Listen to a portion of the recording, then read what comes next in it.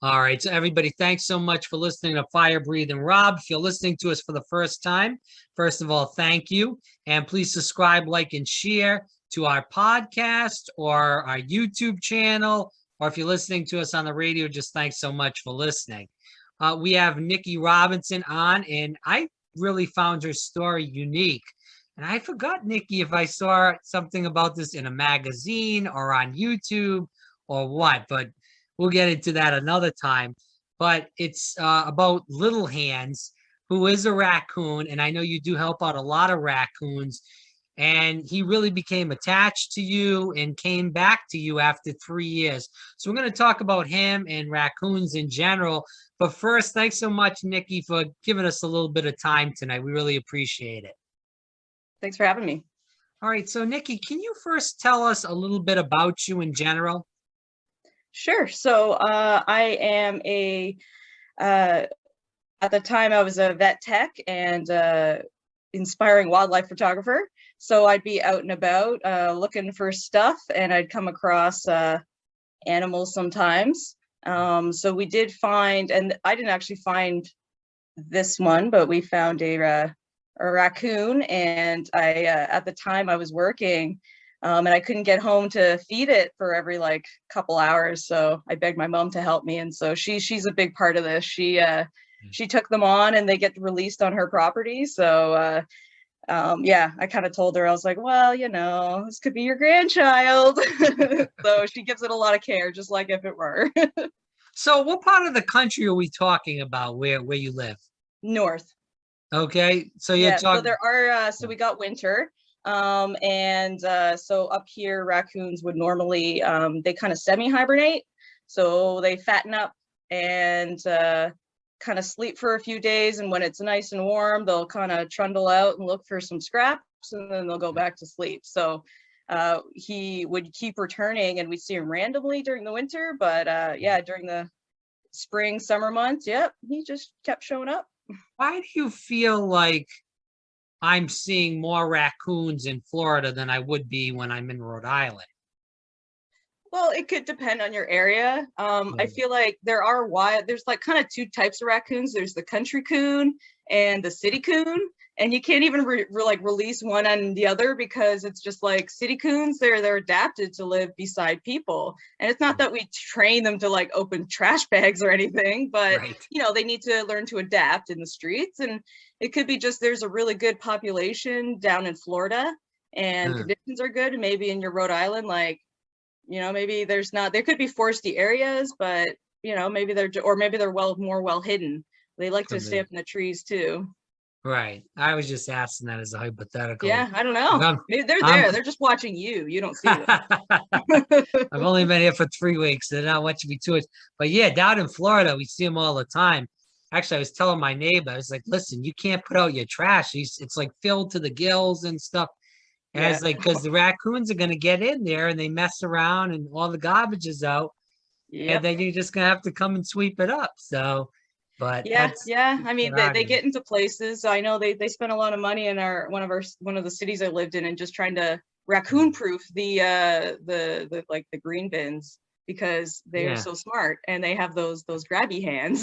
They know how to open things. Well, they had a thing down here in Florida that about bears, because the bears were trying to get into the garbage pails. So they tried to, like you said, make the garbage pails somewhat bear proof, because it wasn't, the raccoons okay, but the bears, that's a whole different that's just brute force. Yeah, so that's a little scarier. But actually, my neighbor in Florida, he actually had a raccoon issue on his roof. Where they were, I don't know if they were, I didn't really go too deep in the conversation about it, but I don't know if they were burrowing or creating damage on the roof, but there's a lot of raccoon activity in Florida near Disney. But because they like all those scraps from all the people coming in and out, because it's easy pickings for them. They're just we call them trash pandas, right? And they got to find all the trash, and they know where the people are, and they know it's easy pickings. Right, I guess there's actually, like, where they're really populous, up like probably around Florida, and they've started, I don't know if it's in Florida, but Yeah. up by us, they're starting to get diabetes because they're eating all like Oh, the wow. food that's left from all the people, and they're getting so obese. But I want to get into this because a lot of people are afraid of raccoons. I mean, I kind of just, off the air, I kind of told you my story about raccoons going into the garbage pails. I have a neighbor with a raccoon on the roof. And then, we hear all these things about if you see a raccoon during the day, it has rabies. Stay away. Don't go near it. If it scratches you, you got to go to the hospital. So, all these bad things, you get all freaked out. Can you kind of, as a person that's a vet tech, as a person that's taking care of raccoons in general, kind of talk about why people are so afraid of raccoons, and even should we be afraid of these animals? Yeah, that's excellent. I'd love to answer that. So I think the number one thing, like you mentioned, is the whole rabies thing. Is they Yeah. think, oh, you see a raccoon, you're like, and people will be like, rabies. Well, yeah, they're a rabies vector species, which means they can carry rabies, but so can any mammal, including like and other outlied wildlife like skunks and opossums, even like Yeah. chipmunks can carry it. Cats and dogs, obviously, and we vaccinate them. Now we do vaccinate the raccoons we release for rabies and distemper, but Okay. wild ones sometimes, if a wild population, there's maybe someone's worried or there was one tested positive case somewhere in the city, even the wildlife officials will like even release baits, and they're actually a rabies vaccine that sometimes the species Oh, will wow. pick up and get like an immunity. Doesn't always happen, but I'm just saying. Anyway, so if you see them in the day, I mean, rabies is something that you don't want to mess with, and it can be out there. But again, any animal can carry it. They're obvious if they're sick. They look crazy, they're dripping, they're emaciated, they're weaving. They can be sick with other things. Common in raccoons is distemper. Doesn't hurt you, but it can affect your cat or dog. Same thing, you get a vaccine, but it's lethal for the raccoon. So anyway, people see the animals and think they just have it. It's rare. It would have obvious signs. Now, the times you might see them during the day, especially in the spring and summer. The mother raccoons like to get food for their babies who like to be awake during the day when they're young. So like that's totally normal, and they'll be out and foraging. So that's not as scary. And then I think a lot of people too might have bad encounters. Yeah, they can get into roofs and like a lot of places and under decks and tear up and make a mess. Oh, and their feces, they do carry parasites. So, but again, this is why you vaccinate your animals, your pets, and don't eat raccoon poop. I mean, it's pretty straightforward stuff.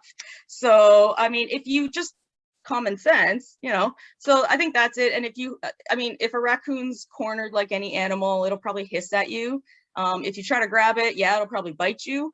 If it scratches you, no, that's not a death sentence. Like anything, it might have like dirt or something, but they're like on their claws and they have long claws and they climb trees, so they go climb up you, but they wouldn't do that just for fun. You would have to you'd have to provoke him. So yeah, and they make a terrible screaming noise if you do try to catch them and they don't know you. So, I mean, yeah, like any cornered animal, it's going to look vicious and scary, and you might have a bad experience with them, but a lot of places can remove them professionally, and yeah.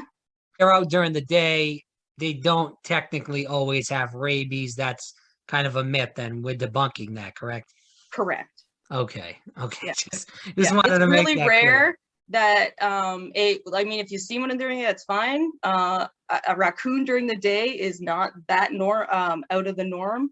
Okay. It would be very strange. Like, I don't think it's very prevalent. It would depend on your state. So, but it would be obvious. I mean, if you see any animal kind of stumbling, yeah, but during the day, like it does not all raccoons just have rabies. It would be very rare that it would have rabies. But obviously don't go up and pet strange animals.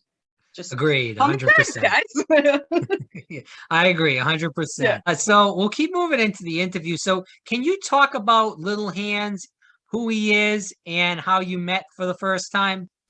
Yeah, so Little Hands was abandoned at the side of a road. few years back. He was found as a baby, probably about like 3 or 4 weeks old. There was what we think his mom was hit on the road down the street a bit, and we waited. So with raccoons, sometimes they can be left and mom will come, but no. So we took it home to my mom, who again had experience just once raising a raccoon. So we did that, and this one just seemed, we did hands off, like tried to, you know, not be present as much, but when they're first growing up, like they need to be bottle fed, and they're very tactile animals and they actually need that. And then when they mature, you start interacting with them. Well, we did that with Little Hands, but he was just very like, he was just a really chill dude, basically. And he'd be like, okay, cool. And he got along with my mom's, she also had like a little rescue dog, and they grew up together and they play. And yeah, he just was never really showed aggression. Now he did, we did release them. So when they reach puberty and they can kind of wander off on their own. What age is that, by the way? What age? Yeah. I want to say it's almost like they're born in, let's say, May, and then he was off, we got him in like June, and then he was off by like mid-October. And Oh, wow. usually if you're raising more than one, they can go off earlier, but it's hard when you just have one raccoon. Right. They just learn raccoonisms from each other, I guess. I don't know. So what kind of food are they supposed to eat? Or So, should they eat? Yeah, raccoons are naturally omnivores, and they like to kind of scavenge and eat everything. Right. And so, but we give them a diet of like dog food, like a good base dog food, and then like scraps. So like chicken or like meat scraps and vegetables, which they don't usually eat, and fruits, and just change it up all the time. And yeah, they're Right. happy. But their base is like a good dog food. But they grow up on kitten formula, and it has to be a specific one. Otherwise, they don't really do well, and it's strange. Interesting. Now, Yeah. did you learn that from your own experience? Is that just research? Both research and experience. So you try to go for like the cheaper one, and then they're like, no, I'm not having it, and they'll have diarrhea and won't eat it. So Oh, wow. yeah, That's crazy. yeah. So how long did you really raise him before he went off? You said only a couple of months then? Yeah, about 3 to 4 months for him. He was with us, but half of that time he would have already lived outside pretty much on his own. But we were still interacting with him, and then he went off in October. But he was living inside for those 3 months with you, correct? For 2 months. For 2 months, okay. Yeah, yeah. Okay, so then when you guys let him off, he would come back every so often, or did he want to leave? Because, you know, I'm thinking if this guy's getting good treatment here and he's getting good food, why the hell would you even want to leave? Well, I yeah, don't he's know. not stupid. Yeah, yeah. He came back. He definitely found a burrow somewhere close. And then the next year, you know, you don't see them and you think they're gone. Okay, you know, he moved on. But then, yeah, you'd see him, and he had a very distinctive mask shape. So we always knew it was Little Hands, and he would let us go pet him even when he was eating. And in the middle, like you get a warm day in the winter and you see him trundle up and ask for his food. And so my mom would just always have food out ready for him. And whenever you have scraps, they're like, oh, save that. That's for the raccoons. Oh, wow. So does he still come back though? It's hard to tell now. It's been 3 years. Yeah. But we have a couple of raccoons now that come really late at night. So I just bought my mom a trail cam. So we're gonna try to set it up and see, because he would get like more and more like standoffish. So like I think as the years went on. But I think we have some of his babies still coming. Oh, so he's standoffish now. He doesn't come back like Well, if it's used him, to. I don't know. It's been, yeah, but for Oh. 3 years straight, like he came and he showed up. Yeah, Oh, okay. yeah. So he's got his whole crew now then. Yeah, yeah, Okay. yeah. And then like, you know them because they are like the friendlier ones. And my mom's had other ones, and she'll let them go and they come visit and have a cuddle with her. But they only last a year. Yeah. Little Hands just kept coming back. But you are raising raccoons again now, correct? This year, my mom raised 2 that already Okay. got released. And a friend of mine as well. He's raising one who he calls Dwayne the Rack Johnson. So we call him That's pretty DJ good. or That's Dwayne. pretty good.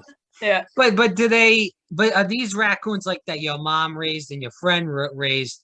Are they just orphans too? Is that Yeah. like a big Yeah. problem? Yeah. So is Yep. that a yeah. Our word gets around, and I guess people call me because I asked that they go to like a wildlife place, but wildlife places after like June will not take raccoons because they're full of Oh, them and they just don't have the resources. And then they tell you we're like, either leave it, nature will take its course, or take it to a vet and they'll euthanize it. Well, yeah, I was that's like, not, that just yeah. seems terrible. So, I'm like, oh, we can do this. And, I got the training and stuff. So learned how to do it and got the vaccinations. And yeah, and we quite enjoy it. My mom lights up. She loves it. So it's good So, for everyone. but this is a big problem then that it's consistently happening then, correct? Yeah, yeah. Like there's just so many of them. Like, I mean, depending on where you are to in what city, like probably in Florida, like they are a pest and they create like a lot of problems for people just because there's so many people or so many raccoons in the area for people. But And is it yeah, more because people are, because obviously there's so many people and, the raccoons run in the middle of the road or yeah, yeah, somebody, and then they die. And then that, like you said, that leaves the baby behind. And yeah. then, it doesn't know what it's good to do. So that's what it is then probably. Yeah, we just like to give it a chance, Yeah. give it a chance basically. And so if they get out there and they get hit by a car, like that's possible. Now we try to train them and like release them more rural, but yeah, It could happen, yeah. it's still the nature. Yeah, like we've had some where we found some of ours like dead once, and we think like Wow. people had poisoned them. So it's not, Jeez. people don't appreciate it. They all see them as pests and gross, but it's usually because they don't really understand them or they're not animal people, whatever. I think in Florida you can get fined or go to jail for that. Yeah, Because you're supposed to trap it or yeah, have yeah, somebody trap it and then they take it out. yeah, Even with like alligators and stuff like that, you can't do that. If they find out who it is, then you could yeah. be Oh in yeah, yeah, serious yeah. You trouble. can't. Yeah, and the thing is with trapping too, a lot of the it'll happen in the spring after they made their burrows, so they'll take the mother away. They may rehome it Um, or they may kill it, but then they leave the babies and they'll board it up, not knowing there's babies in, and then people hear screaming, and then they have to tear open their house again to get the babies out, and then that's the mother's been destroyed, so they can't go anywhere because they're really good about taking on other babies or taking back their babies if they've been handled. They don't care. They just want they're good parents or good mothers, and so the dads don't raise the babies. And right. yeah, it's so that's some other calls we've gotten too where they're like, the mother's gone and we need someone to take care of these babies now. Right. So you guys are going to continue this for quite a while then. That's great. Yeah, like I don't like offer it as like a service just because we'll do it when people are full and then Yeah. they're like last option or like but I think we're getting capacity too, so we try to release them now where they're caught, and because more and more people from further away are finding out. Oh, wow. Okay. Yeah, but Wow. yeah. So with the last two questions, again, Nikki Robinson here on Fire Breathing Rob. Nikki, let's end with this. What do you want the listeners to learn from this story? I think just kind of observe nature and be open-minded. Animals are really capable of compassion and caring, and give everything a chance and be smart about it. Don't be stupid. And yeah, that's all I can say. All right. So lastly, where can people find more about you? Follow Little Hands, follow the Instagram, Twitter, Yeah, whatever so it may be. yeah, I post now exclusively kind of raccoon material on my Instagram. So it's red_pangolin. And yeah, it's pretty much there. I have my art photography page. It's Red Pangolin Photography, but there's not as many raccoons there. Okay. Okay. Well, Nikki, thanks so much for your time. I really appreciate it. And we'll definitely do this again. I'd love to have you on to talk about your photography page in general. Sure, I have a lot of great animal stories too. All right.